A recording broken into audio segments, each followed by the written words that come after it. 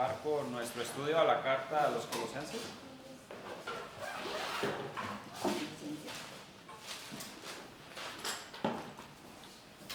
Y como tema, pues, de lo que hemos estado hablando es el ministerio de Pablo. Los textos que vamos a estudiar van a ser Colosenses capítulo 1, versículo 26 al 29. Colosenses capítulo 1 del versículo 26, pero le voy a dar lectura desde el 24 porque la semana pasada estos textos van entrelazados entre los mismos que vamos a ver hoy. Entonces le voy a dar lectura desde el versículo 24 hasta el versículo 29. Dice así la palabra de Dios: Ahora me gozo en lo que padezco por vosotros, y cumplo en mi carne lo que falta de las aflicciones de Cristo por su cuerpo, que es la iglesia, de la cual fui hecho ministro según la administración de Dios que me fue dada para con vosotros, para que anuncie cumplidamente la palabra de Dios, el misterio que había estado oculto desde los siglos y edades, pero que ahora ha sido manifestado a sus santos, a quienes Dios quiso dar a conocer las riquezas de la gloria de este misterio entre los gentiles, que es Cristo en vosotros, la esperanza de gloria, a quien anunciamos amonestando a todo hombre y enseñando a todo hombre en toda sabiduría, a fin de presentar perfecto en Cristo Jesús a todo hombre, para lo cual también trabajo luchando según la potencia de Él, la cual actuó poderosamente en mí. Entonces vamos a ver estos versículos desde el versículo 26, pero era necesario que leyera los dos que fueron la semana pasada. Entonces, si ustedes recuerdan, la semana pasada vimos un poco del gozo. Pablo empieza a hablar del gozo en el ministerio. Pablo estaba encarcelado en Roma y Pablo les dice a los colosenses: me gozo por causa de mi predicación a los gentiles, estoy preso y me gozo porque Cristo está formando su iglesia, de la cual él dice: yo fui hecho ministro, fui hecho siervo.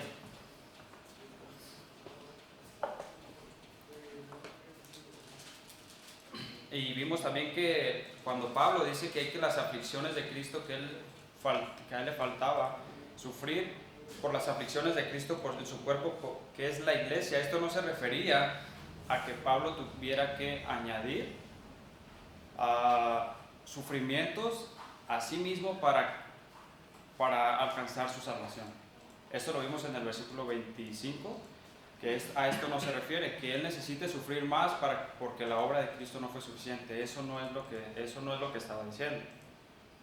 Porque Pablo ya ha dicho en unos versículos antes que la obra de Cristo fue suficiente para reconciliarnos completamente, plenamente con Dios.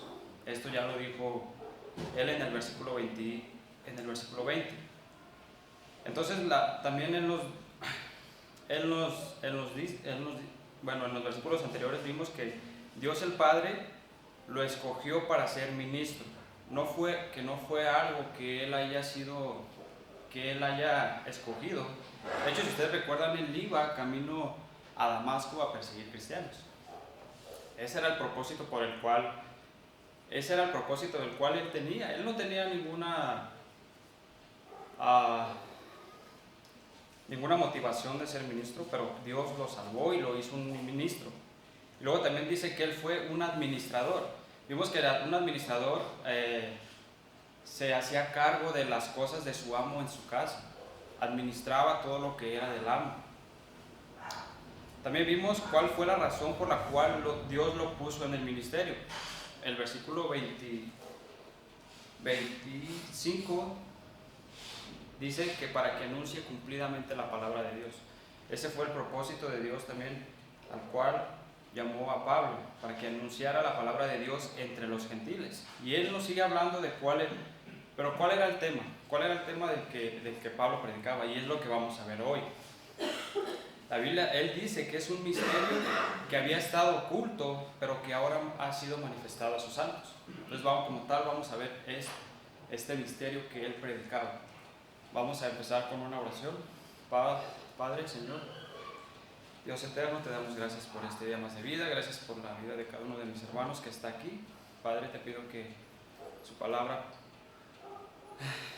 pueda ser entendida, que usted me use y ellos puedan entender, Padre, un poco de lo que yo he estudiado, Señor. Su palabra nos cambia siempre, cada día, Señor, y pido que mis hermanos puedan ser edificados. Le pido me use, que quite de mí todo pensamiento, toda palabra que sea en contra, errada, en contra de su voluntad y de su palabra, Señor. Gracias por todo, en el nombre de Jesucristo. Amén. Ok, vamos a empezar. Es como tal el tema de lo que Pablo predicaba, y eso lo vemos en el versículo 26. En Colosenses 1:26 dice: el misterio que había estado oculto desde los siglos y edades, pero que ahora ha sido manifestado a sus santos. Entonces el mensaje que Pablo proclamaba era este misterio. Pero misterio, y la palabra que usa Pablo para esta palabra misterio, no se refiere a una enseñanza oculta, a un rito o a una ceremonia revelada solo a ciertas personas como lo hacían varios. Es que es un misterio. Un misterio solamente es para ciertas personas, los más elevados, los de más alto rango, pero esto no es lo que está diciendo Pablo. Él usa esta palabra, sino que se refiere a una verdad que había permanecido oculta y que no hubiera sido conocida a menos que Dios la revelara. Eso es a lo que se refiere la palabra misterio.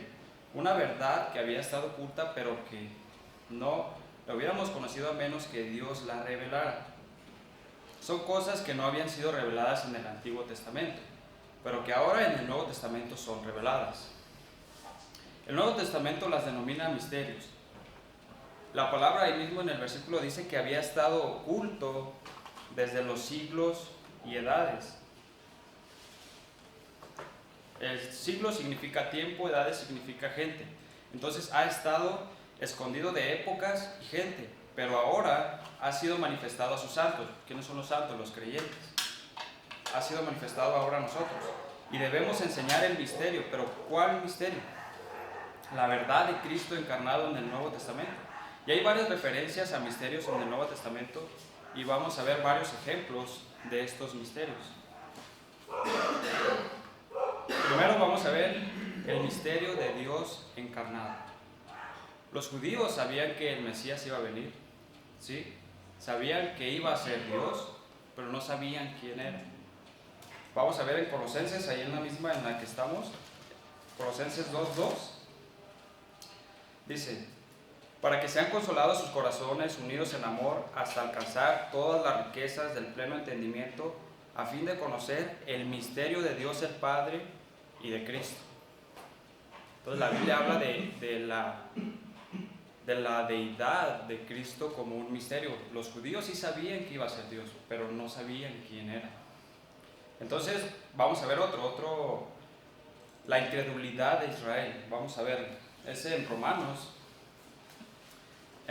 capítulo 11.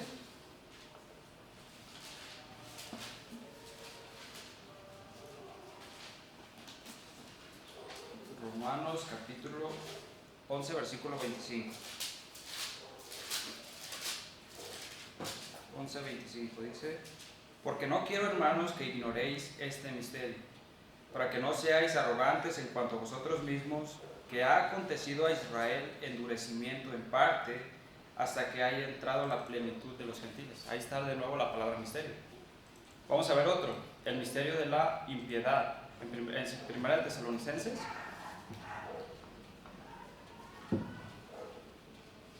Primera de Tesalonicenses.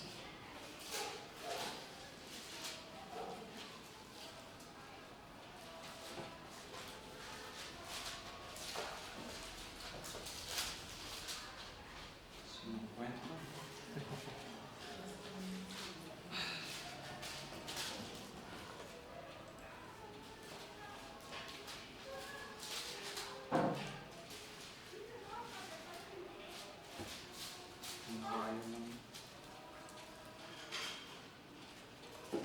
Bueno, está en 1 Tesalonicenses 2:7. Vamos a ver otro en Efesios. Ese no lo ahorita no lo encontré muy rápido, ahorita lo leemos. En Efesios es el misterio de la unidad de judíos y gentiles en la iglesia. Ahí en Efesios, capítulo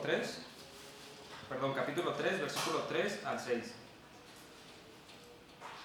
Dice que por revelación me fue declarada este misterio, como antes lo he escrito brevemente, leyendo lo cual podéis entender cuál sea mi conocimiento en el misterio de Cristo, misterio que en otras generaciones no se dio a conocer a los hijos de los hombres, como ahora os es revelado a sus santos, apóstoles y profetas por el Espíritu, que los gentiles, ahí está el misterio, que los gentiles son coherederos y miembros del mismo cuerpo y copartícipes de la promesa en Cristo Jesús por medio del Evangelio. Entonces, como tal, la iglesia era un misterio, y también era un misterio que ellos iban a formar un solo cuerpo en Cristo. Y Pablo es de lo que está hablando también aquí, en parte. Vamos a ver otro más. En Primera de Corintios,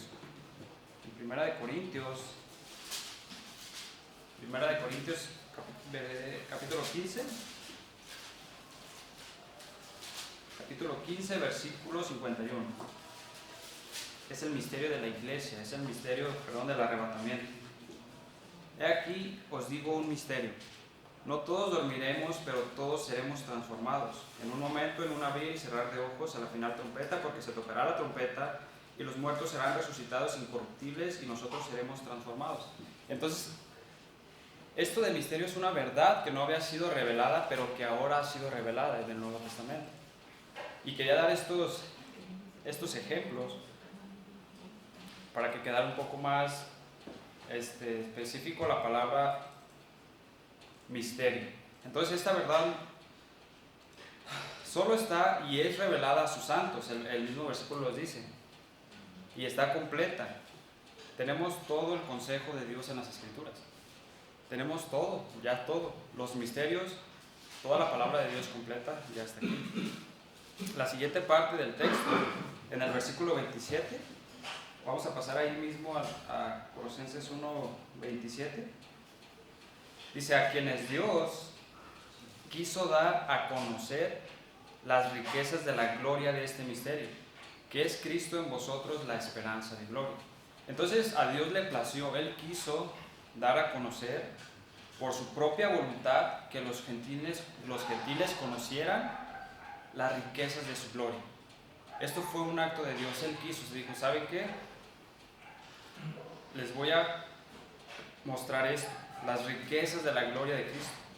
Entonces Él quiere que nosotros conozcamos estas verdades. Pero ¿cuál es el misterio del cual está hablando Pablo? Porque él habla específicamente de un misterio en este versículo.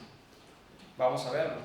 Ahí mismo, en la siguiente parte, dice que es Cristo en vosotros, la esperanza de gloria. Es Cristo en nosotros. Ese es el misterio de lo que Pablo está hablando. Cristo en nosotros. Esta verdad no había sido revelada, de que ellos sabían que el Mesías iba a venir. Y ellos estaban esperando que Cristo derrocara a los romanos. Pero ellos no fue el Mesías que ellos no aceptaron al Mesías que vino. Pero esta es de la promesa, este es del misterio más bien del que Pablo está hablando aquí, Cristo en nosotros. Esto no había sido revelado en el Antiguo Testamento. En el Antiguo Testamento estaba profetizado que el Mesías vendría y vino, pero como ya hemos visto, dice la Biblia, que a los suyos vino y los suyos no lo recibieron. Entonces tampoco conocían esta verdad de que el Mesías moraría en su iglesia conformada por judíos y gentiles. Este es el misterio. Cristo en nosotros, habitando tanto en judíos como en gentiles, haciendo un solo cuerpo que es la iglesia. Entonces este es el misterio del que Pablo está hablando. Entonces los judíos no vieron este lapso de tiempo tampoco que es la iglesia. Ellos querían que Cristo estableciera su reino en su primera venida, pero Dios tenía otros planes, otros misterios, como Pablo está hablando aquí, que Él fue revelando. Entonces el Antiguo Testamento sí dice que salvaría a los gentiles. Este misterio sí, bueno, más bien del Antiguo Testamento sí decía que Dios salvaría a los gentiles, pero lo que no estaba especificado, que ellos serían coherederos y miembros del mismo cuerpo y copartícipes de la promesa en Cristo Jesús. Eso era. Y esto, y de que Él moraría en ellos, ese era el misterio. Entonces es un privilegio para nosotros. Es Dios viviendo en nosotros por medio de su Espíritu Santo. Es Cristo en nosotros. Ese es el mensaje que Pablo proclamaba. ¿Saben qué? Dios quiere morar en ustedes. Y Él habita en nosotros por medio del Espíritu Santo. Vamos a ver algún versículo ahí en Romanos. En Romanos capítulo 8. Romanos capítulo 8, versículo 9. Dice, mas vosotros no vivís según la carne, sino según el Espíritu, si es que el Espíritu de Dios mora en vosotros, y si alguno no tiene el Espíritu de Cristo, no es de Él. Aquí dice que es el Espíritu de Cristo. Es Cristo por medio del Espíritu Santo habitando en nosotros. Vamos a ver otro versículo en 1 de Corintios. En 1 de Corintios, capítulo 6. 1 de Corintios, capítulo 6. Versículo 19 y 20. 1 de Corintios, capítulo 6, versículo 19 y 20, hermano. Dice, ¿o ignoráis que vuestro cuerpo es templo del Espíritu, el cual está en vosotros, el cual tenéis de Dios y que no sois vuestros? Porque habéis sido comprados por precio. Glorificad pues a Dios en vuestro cuerpo y en vuestro espíritu, los cuales son de Dios. Entonces, como tal, nosotros somos el templo de Dios y Cristo mora en nosotros por medio de su Espíritu Santo. Ese es el mensaje que Pablo estaba proclamando aquí. Y luego dice la siguiente parte del versículo, Cristo en nosotros, la esperanza de gloria. Él es la fuente de nuestra esperanza. Él es el tema de nuestra predicación, ¿no es cierto? Cuando nosotros le predicamos, le hablamos a una persona, es que en Cristo hay esperanza, es que en Cristo hay salvación, es que en Cristo hay vida eterna. Ese es el misterio, ese es de lo que Pablo proclamaba, esperanza en Cristo. Y un día sabemos que estaremos con Él y esa esperanza terminará. La Biblia dice que ahora permanecen la fe, la esperanza y el amor. Y el mayor de ellos es el amor. Pero cuando estemos con Él, la esperanza terminará, la fe acabará. Nuestro gozo va a ser cumplido cuando estemos con Él. Cuando Cristo viene a morar en el creyente, es como el ancla de la promesa del cielo.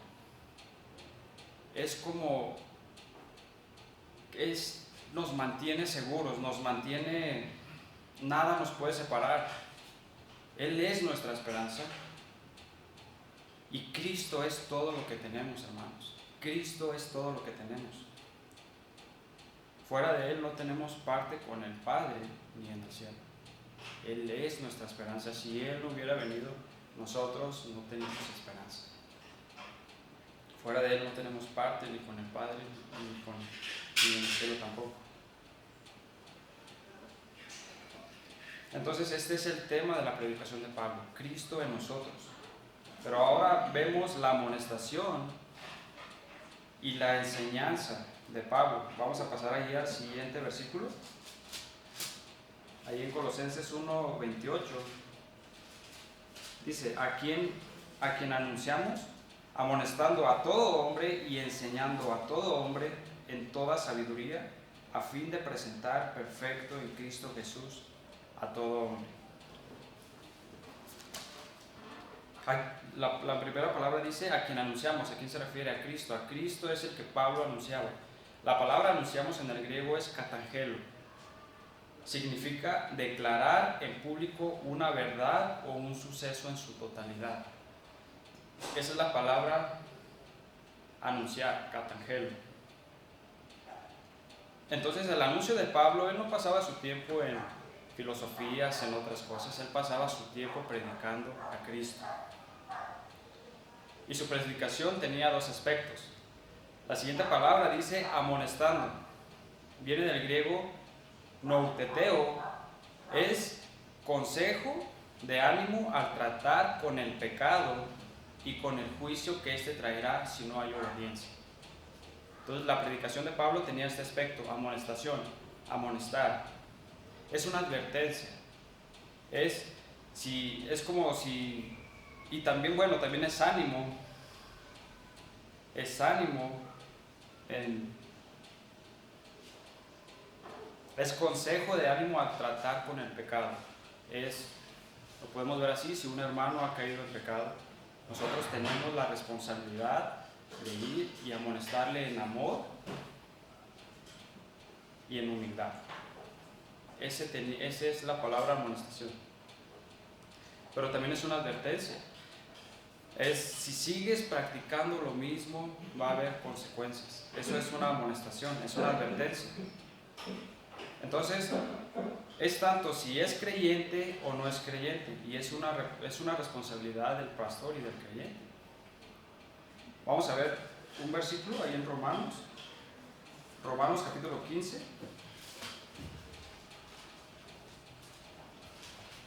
En Romanos capítulo 15,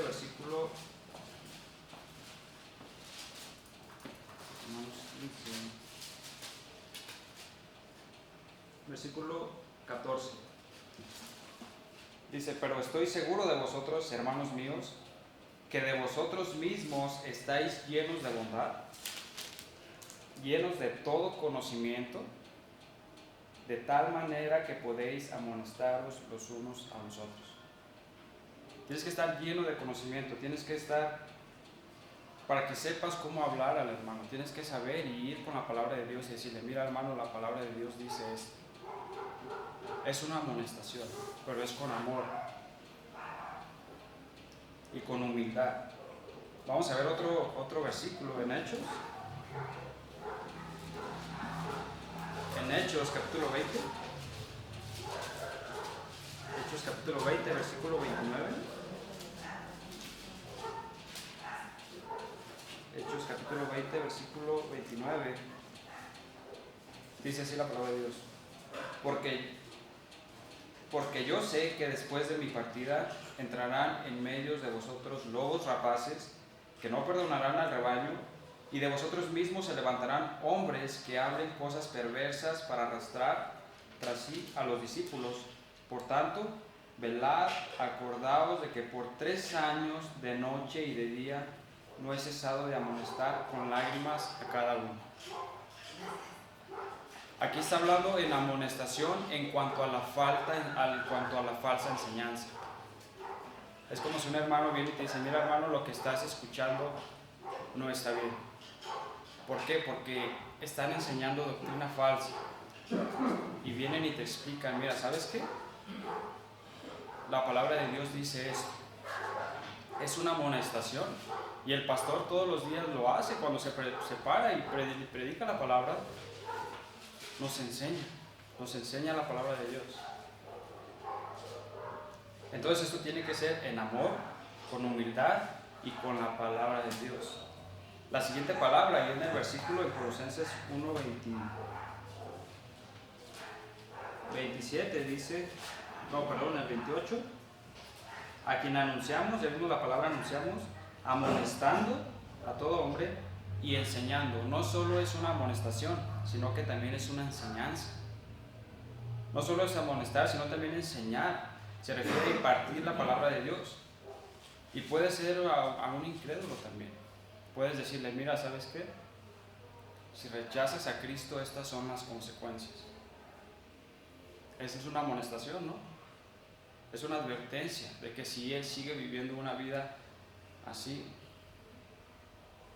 lo que le puede pasar cuando muera. Entonces es una amonestación, pero también tiene que haber enseñanza. Es explicarle, déjame explicarte qué debes creer. Es amonestación y enseñanza. Amonestas por una parte, es una advertencia, pero también tienes que enseñar. Mira, déjate explico cómo puedes ser salvo. Esto es la enseñanza. Y dice la palabra que es en toda sabiduría, en toda la palabra de Dios, en doctrina, en principios espirituales. Y ese era el ministerio de Pablo. Y es lo mismo con nosotros hoy. Pero ¿a quién deben de hacer? La palabra ahí en el versículo 27 dice, el 28, anunciamos a todo hombre, enseñando a todo hombre, a fin de presentar en Cristo Jesús a todo hombre. Dice a todo hombre, no dice solamente a los de la iglesia, sino también a los de afuera. Amonéstalos, predícales y enséñales. Entonces, este era el tema, la esencia más bien de la predicación de Pablo, amonestación y enseñanza. Pero ¿cuál era la intención de Pablo al hacer todo esto? La siguiente parte del versículo 28 lo dice, a fin de presentar perfecto en Cristo Jesús a todo hombre. Ese era el propósito de Pablo, presentar en Cristo Jesús perfecto a todo hombre. Él quería presentar a cada creyente perfecto, y la palabra perfecto ahí es maduro, es alcanzar madurez, plenamente desarrollado. Y en nosotros mismos sabemos, nos esforzamos. El pastor nos explica la palabra de Dios con ese fin, de que maduremos. Realmente ese es el propósito de la predicación, ese es el propósito de la enseñanza, que maduremos, que nosotros maduremos y vayamos y compartamos a otros, para que ellos puedan también creer, que ellos también crezcan. Ese era el propósito principal de Pablo, que cada uno de los creyentes madurara, para presentar perfecto, maduro en Cristo Jesús a todo hombre.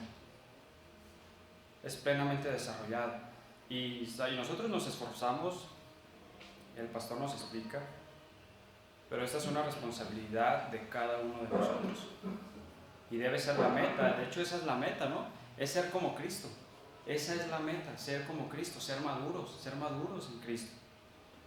Esa es la meta.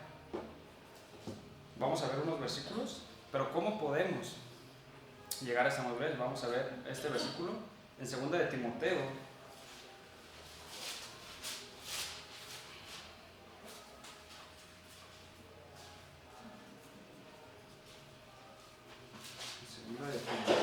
En 2 de Timoteo, capítulo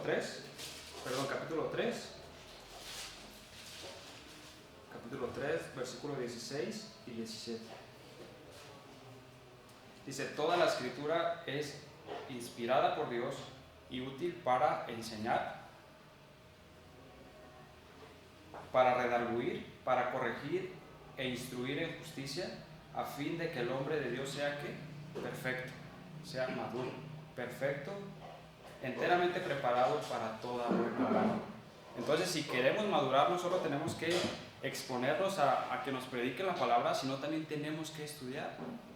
Tenemos que tener comunión entre hermanos. Tenemos que estar viniendo para escuchar y estudiar las Escrituras. Es como podemos llegar a ser maduros. Vamos a ver otro versículo.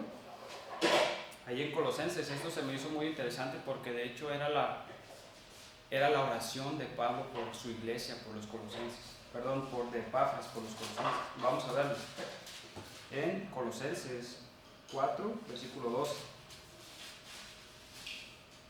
Dice, os saluda Epafras. Epafras era el pastor de la iglesia en Colosas, el cual es uno de vosotros, le está diciendo, es uno de ustedes, es uno de la iglesia en la que ustedes están.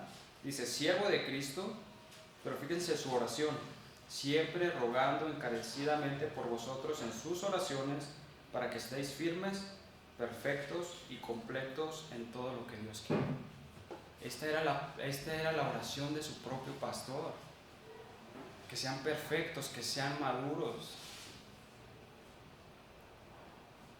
que sean completos en todo lo que Dios quiere. Esa era la predicación de su propio pastor, y yo sé que es la misma Es la misma oración por el pastor y es el mismo. Él quiere presentarnos maduros. Por eso nos enseña la palabra de Dios. Pero bueno, podemos pensar, bueno, esto es algo difícil, ¿no? Debemos estar haciendo todo esto. Pero ¿de dónde venía la motivación de Pablo? ¿De dónde venía esa motivación para hacerlo? ¿Por qué él amonestó a tantos en las otras iglesias? Habló con tantos hermanos acerca de pecado. Él nos amonestaba y nos enseñaba. Pero ¿de dónde venía la fuerza del ministerio? Ahí en Colosenses 1:29 dice la palabra: para lo cual también trabajo, luchando según la potencia de Él, la cual actúa poderosamente en mí. Dice, por lo cual trabajo. La palabra trabajar significa hasta el cansancio. He trabajado hasta el cansancio, dice Pablo. El ministerio, sí, es trabajo. Y luego dice luchando. Y esta palabra luchando viene de la palabra griega agonizoma. Se refiere a competir a una carrera atlética, a esforzarme para lograr algo. La palabra agonizar viene de este mismo término. Agonizama, luchando. Entonces el ministerio es tanto trabajar y luchar. Y Pablo dice, ¿saben qué? Yo he luchado, yo he trabajado. Y el ministerio es así, trabajar, no ser flojo. Pablo está diciendo, yo trabajo, estoy luchando, todos podemos servir en una cosa o en otra. Dios nos ha dado dones. Si Dios te ha dado un ministerio, tenemos que hacerlo.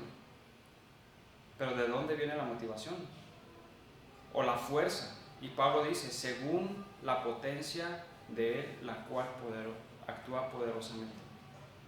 El poder para el ministerio viene de Dios. La obra, todos nosotros somos débiles. La obra y el poder viene de Dios. El poder viene de Dios. Entonces Pablo está diciendo que todo su trabajo, toda su lucha fuera en vano si no fuera por el poder de Dios. La salvación es de Él. La obra del ministerio es de Él. Todo es de Él. Y Dios nos manda a obedecer y ser fieles. Obedecer y ser fieles. Vamos a ver dos versículos en 1 Corintios.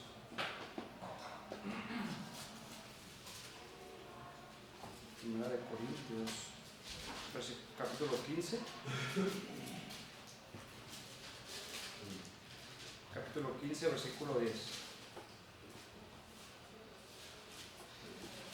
Dice, pero por la gracia de Dios soy lo que soy, y su gracia no ha sido en vano para conmigo. Antes he trabajado más que todos ellos, pero no yo, sino la gracia de Dios conmigo. La gracia de Dios. El ministerio es de Dios y el poder viene de Dios para el ministerio. Con este último versículo le voy a dar finalidad. En Filipenses, está en Filipenses.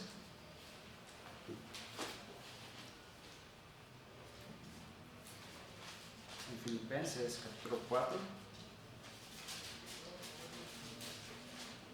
versículo 9. Lo que aprendisteis y recibisteis y oísteis y visteis en mí, esto haced.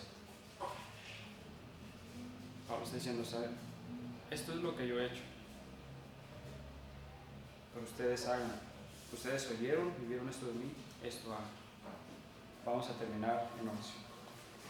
Padre, Señor Dios eterno, te damos gracias por este día más de vida, Señor. Gracias porque usted es fiel, Padre. Usted, la obra del ministerio es de usted.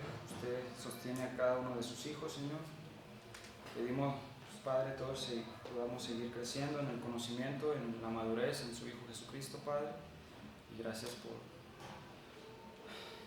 que nos permite estudiar, Padre, su palabra. Gracias por todo, en el nombre de su Jesucristo. Amén.